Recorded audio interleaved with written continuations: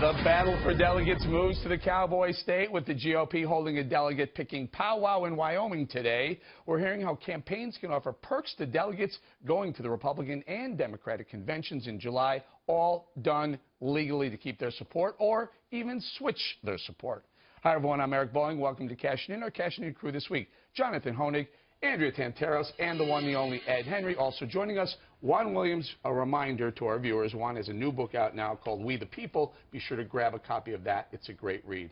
Welcome, everybody. Now, Andrea, perks, yes, bribery, all part of the political system, apparently. All part of the system and all above board. So you're not technically allowed to pay these delegates, Eric, but you can offer them a nice T-bone steak and a nice glass of Merlot, or maybe a flight on a private jet, or a weekend at a hotel or a golf resort. I don't know, maybe if a candidate owns one of these places, you know who I'm talking about. But these are allowed to go on. The problem is, though, and this is where it comes into question, is super PACs came into play long after FEC delegate rules. So now there's a bit of confusion. This is where you've got to have the right people in place to make sure you're not breaking the law. I will say this, though. Campaigns are dancing right up against that line. You don't want to cross that line because attorney generals and prosecutors in states, they are watching and waiting for candidates to screw up. I don't believe there's anything illegal going on. I think people will be charged if that's the case. But if you are a novice candidate and you don't have the right people in place, you could break the law and not even know. And the other thing is, Angela, I didn't take this from here, but even if you do break the law, let's just say one of the campaigns decides to do something that crosses the line. By the way, it's a very, very gray line right now. It's not black and white. They cross the line. It could take 15 months to prosecute it. By that time, that person is entrenched in a presidency. Yeah, I mean, think about the context here, which is that James Baker is saying, when you go back to the 1976 convention, Gerald Ford won in part because they were handing out tickets to a state dinner at the White House to delegates to stay hang in there. So this is not new, but it stinks. It stinks to high heaven. And it's not just the perks. I mean, think about what happened this week on the Democratic side. We heard about Colorado Republicans, and we could talk about that. But the Democrats found out, oh, we didn't add it right. Bernie Sanders gets one more delegate. And that might matter because even if Hillary Clinton wins all the superdelegates in Colorado, it would mean that Bernie Sanders might actually eke out a victory. They knew this for 5 weeks. They didn't tell Bernie Sanders. They told Hillary Clinton's camp. And finally, after the Denver Post was about to break the story, they said, oh, Bernie, we made a mistake. That suggests that the powerful, the entrenched inside the Democratic Party, just like maybe on the Republican side, have some sort of an inside deal. Even if they don't, they are giving out this impression with these backroom deals. I got another one for you, Juan. Guess what else you can promise these delegates? You can promise them a position in the upcoming administration. Now, you can't say you're going to be secretary of this or that, because that would be giving out a federal job. But you can say, hey, you're going to be part of the administration going forward if you vote for me. Oh, for sure. In fact, I think there's some history here where there was the offer to the head of the Pennsylvania delegation, hey, I want to make you my vice president. That's how far you can go, Eric. So it didn't work in that case. That was Reagan back in '76 when he was battling for it, but that's possible. I will say this. I think, oh, go ahead, Jonathan. Well, I was just going to say there's no evidence so far in this cycle, and I think the onus of proof is on people who assert the positive. But that aside, I mean, there should be zero regulations, Eric, when it comes to this. You know, campaigns are private entities. I think they can set whatever rules they want.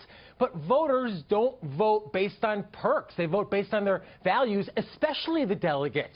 So I don't think they're going to change their minds about their principles just because they get a free hotel room or a bottle of wine. Can I push back a little bit on that? I agree that it should be an open process. You want it that badly, go ahead, go for it. But what about corporations, or what about foreign nationals? Now, right now, they're not allowed to do this, to get involved in this enticing or bribing, whatever you want to call it. So you're saying that would be okay, too, a corporation? Well, it's funny. Now we have the Republicans making a big thing about campaign finance reform.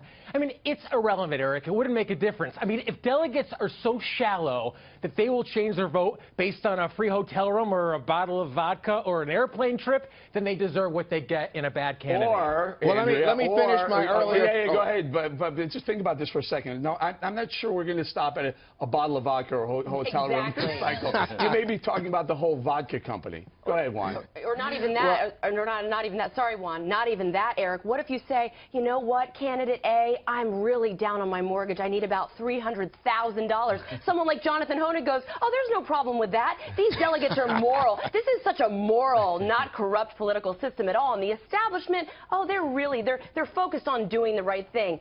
Now you know why. Now you know why it's so good to be a delegate. Right, but I'm just telling you, it's always good to be a delegate, always good to be on the Rules Committee, because if you set the rules, well, you know, the piper calls the tune. But I'm just telling you right now two things. One, Donald Trump is in position if he doesn't get to 1237. But if he's in within 100, 150, maybe even 200, he can still get this thing. He can and that's why it was news this week when you heard a member of the Rules Committee say Donald Trump may not need to get to 1237. The second point to be made here is there's already a fight going on, and Cruz is winning that fight in terms of persuading people to pledge allegiance to him if there's a second ballot at the GOP convention in Cleveland. That is evidence of hard, good work, and I don't know how he's doing it, but he's doing it. Go ahead, John. Can I just quickly make the point? You know, Andrea talks about anti-establishment. If you're really anti-establishment, you'd vote for the Libertarian candidate. And, you know, Donald Trump has a history of bribing politicians. He's bragged about it. He says, you know, I help everyone. So that would be the candidate I'm most worried about in this election. Which Libertarian candidate are you speaking of? I believe Gary Johnson is the Libertarian candidate this year. What if you happen to be a conservative? He is anti-establishment. Or someone who maybe is a little bit more socially liberal, fiscally conservative, and you don't like the power structure in Washington, and you want an outsider like a Cruz or a Trump? Can I just talk about, let me bring it in here. The RNC doesn't have a specific rule for this right now. Right. Why not? They should. And I want to disagree with one thing Jonathan said a minute ago. He said that principals are involved here. Since when did principals get involved in this campaign? Have you been watching? I mean, it's been pretty mean and nasty on both sides. And I don't think anybody has shown their finest day here. Well, it's the same reason that rich people voted for Obama. You know, they didn't vote based on their pocketbook. They voted based on their sense of self-sacrifice and guilt.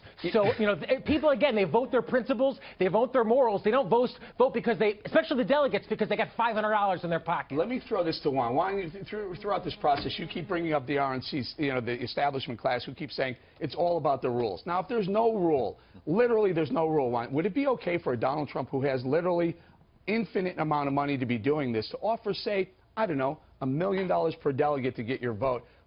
That's, let me put, not cash, $1 million worth of free whatever to get your vote. That doesn't technically break a rule. Are you okay with that?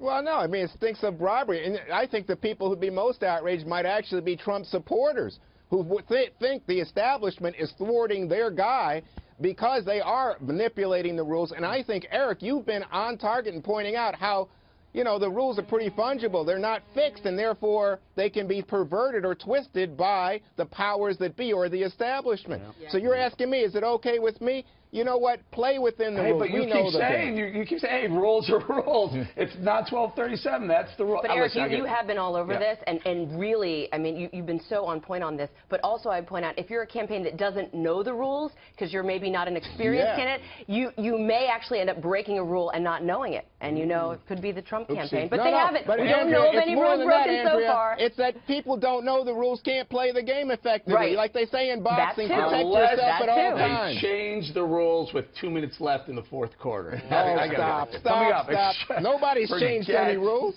Forget Juan for a